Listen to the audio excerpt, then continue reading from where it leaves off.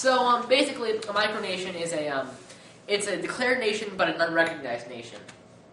And, well, okay, what he means by that is the fact that it's really its own country, but bigger countries like the United States and name any country you know of that's not a micronation. Djibouti? Djibouti? Yes, Djibouti. Yes. They just don't recognize the micronations as their own country. Yeah, they're kind of mean like that. Mm-hmm. And generally, micronations are within another nation. Such as the United States. Yes, and they're all over the place. But actually, there are two exceptions to that rule. And there is one micronation called the Grand Duchy of West Antarctica, which is in Antarctica. Woo! And there's also the best micronation of all time, Celestia, which claims all of space as its location. But we're not here to talk about either of those micronations because this is American history. Oh, yeah. Yeah, what he said. So anyways, there is one micronation that is more infamous than the rest. Why don't you tell us what that's called, Kelland? It's called Molossia. Well, that's enough from him. It's okay. Okay.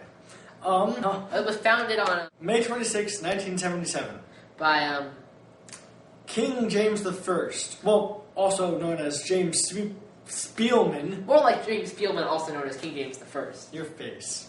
Yes, my face indeed. But when Molossia was first founded, it was not called Molossia. It was originally called the Grand Republic of Voldstein. And James Spielman became King James I. However, he wasn't the only player in the creation of Molossia, or at the time, the Grand Republic of Voldstein. The other player? The other player was Kevin Baugh, who was the Prime Minister. Yes, and Molossia went through many forms of government in its lifetime, and each time it changed names, but they're so ridiculous we're not going to memorize them all because, quite frankly, you're not worth it to us. But True that. But, yeah. It did go through a monarchy, a communist regime, and what it is now, a democracy. Yes, and in the communist regime and today the democracy, Kevin Baugh acted as president, going by his excellency. Or premier. Shut your face, Kelland. And he goes by His Excellency Kevin Baugh. Unfortunately, no one besides James Spielman and His Excellency Kevin Baugh know why Molossia was founded. Actually, Kelland, that's where you're wrong. The other day, you emailed him and asked him about Molossia. Oh yeah, what a silly mistake! Yeah, how'd you do that? I don't know. Anyway, keep going. Alzheimer's, maybe. President Baugh said that it was originally created as an exercise of fun and imagination, but it eventually grew to much more than that. And they very much view themselves as their own nation. Yes, I read your email. Yeah, I know your password. Anyway, yeah, eventually they very much view themselves as a real nation, and one day hope to be recognized by that as, like, other national governments. Molossia may not be a very big country, but it does have qualities other big countries would have, such as a space program, which is a stomp rocket, so granted, it's not a very good space program, but it's still a space program. Also, Molossia has a railroad, which just happens to be a model railroad with model houses around it. So that's not very realistic either, but they still have one. I've ridden on it before. So have I. Fun stuff. Anyways, also, Molossia has its own currency, just as any nation would, and that's called the Valora. And one Valora is equal to 75 cents. 75 cents, yeah. I was going to say $75. I don't know why I'm saying 75 cents. Yes. Just and also, some people think Valora look kind of like poker chips. Well, they're crazy. And also, they have their own measurement system. To measure length, they use Nortons. To measure temperature, they use Zendas. Where is Molossia, many of you may be asking, or not asking, depending on your curiosity level. Well, it's located just off of Reno, Nevada, and 1.3 acres of land owned by Kevin Baugh and his family. And it also has another enclave in South California, and there used to be one in Pennsylvania, and something happened to that. I have no idea. I can only assume it got eaten by werewolves or something scary like that.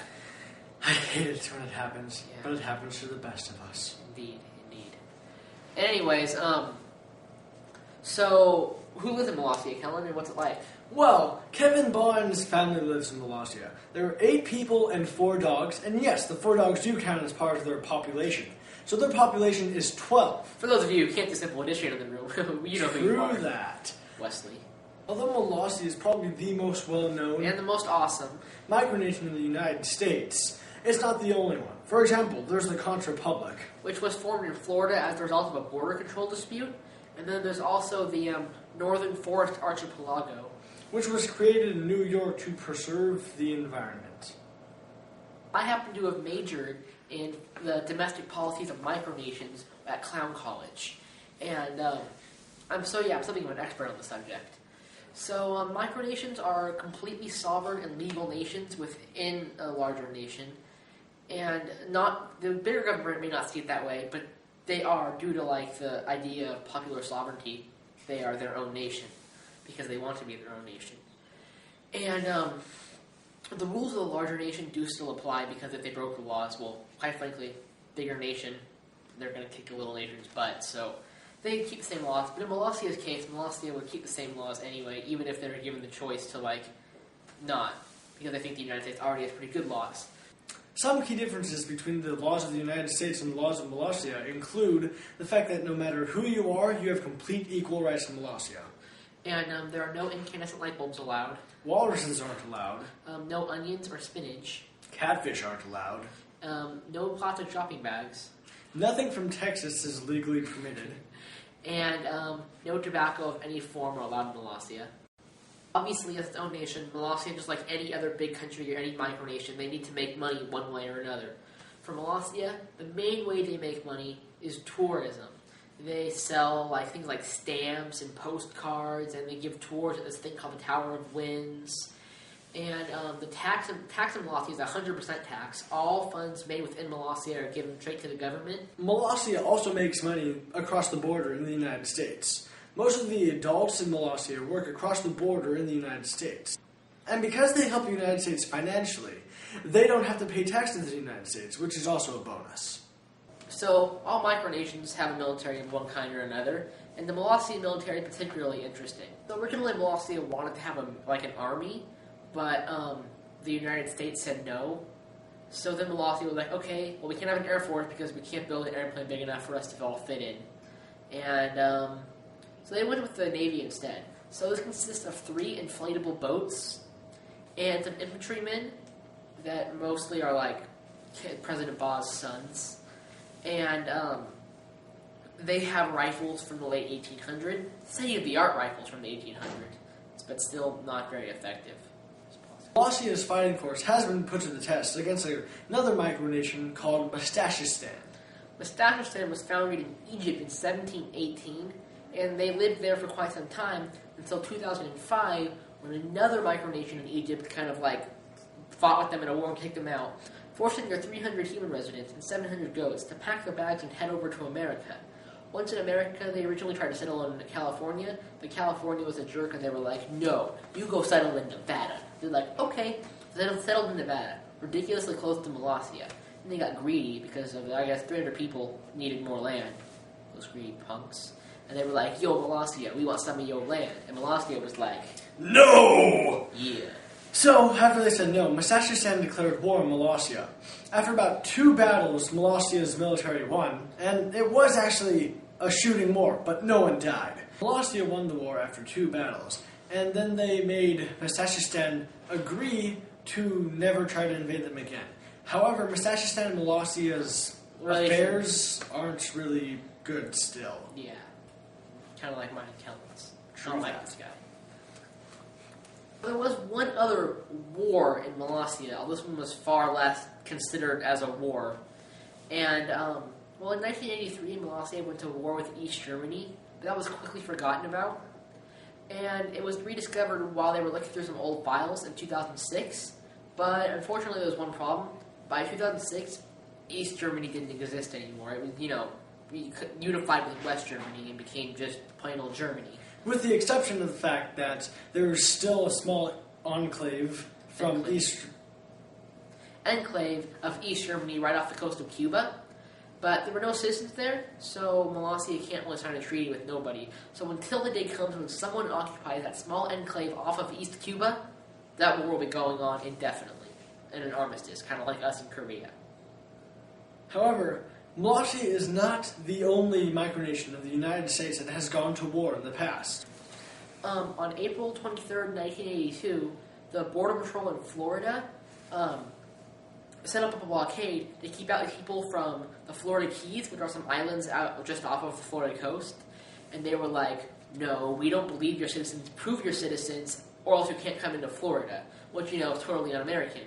So they decided to do the American thing to do, which was to start a rebellion. And they did this by going to court. This legal rebellion was led by Mayor Dennis Wardlow, who went to the federal courts in Miami. However, the federal courts sided with the Border Patrol in Florida. Basically saying that we win, you lose, go back to the Florida Keys. So basically, the mayor said, okay, and decided to secede from the United States. And in fact, because of this, the motto of the Conch Republic, which is what they renamed the Florida Keys, their motto is, we seceded where others failed. Anyway, upon returning to the Conch Republic, which it was now called, the new president, which was Dennis Wardlow, decided to declare war on the United States. This war only lasted 1 minute, and during this 1 minute, people in the Conch Republic beat federal agents that were stationed in the Conch Republic with stale bread. That's hardcore warfare if I ever heard it. Me too. Yep. Me too didn't even make sense there. Nope. Anyways, so you just finished watching us for who knows how many minutes. Kelland making mistakes, me being, the very image of perfection. And I think you've enjoyed and learned very much. And so here's a brief recap of what you've learned. So, Kelland, tell us really quick, what's a micronation?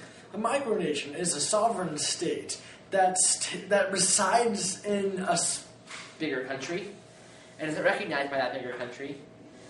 And in it, it's perfect in there, and there are no people like Kelland who can't talk. So, we hope you enjoyed the show. I know we didn't. This took hours. Yeah.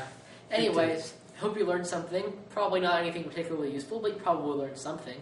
Indeed. So tell your friends, tell your family, and stay tuned for us next week at 9 o'clock p.m. where we'll be talking about, other stuff. We will be?